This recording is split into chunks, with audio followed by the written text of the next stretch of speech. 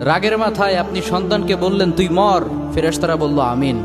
তোর ভবিষ্যৎ অন্ধকার, ফেরেশতারা বলল আমিন। রেগে মেগে আপনি আপনার মেয়েকে বললেন জীবনেও তোর কপালে স্বামীর ভাত জুটবে না, ফেরেশতারা আবারও বলল আমিন। আচ্ছা, আপনি না সেই ব্যক্তি যে তার নিজের জীবনের চাইতেও সন্তানকে বেশি ভালোবাসেন? আপনি না সেই ব্যক্তি যে তার সন্তানের জন্য হাসতে হাসতে নিজের জীবনটাও দিয়ে দিতে পারেন? আপনি না সেই ব্যক্তি যে আল্লাহর কাছে নিজের চাইতেও সন্তানের জন্য বেশি দোয়া করে? তাহলে কি করে নিজের হাতে নিজের সন্তানের এত বড় ক্ষতি করতে পারলেন? Doesn't make any sense. Common sense বলতে কিচ্ছু নাই আপনাদের? আপনারা কি জানেন না আপনাদের রাগের মাথায় বদদোয়া করাগুলো ফেরেশতারা আমিন বলে? দাওয়াতুল ওয়ালিদ আলা ওয়ালাদি, বাবা মা তার সন্তানের জন্য যেই দোয়া করে সেটা ভালো হোক কিংবা বদদোয়া হোক, আল্লাহ সেটাই কবুল করে নেয়। এজন্য খবরদার, নেভার কার্স ইউর চিলড্রেন।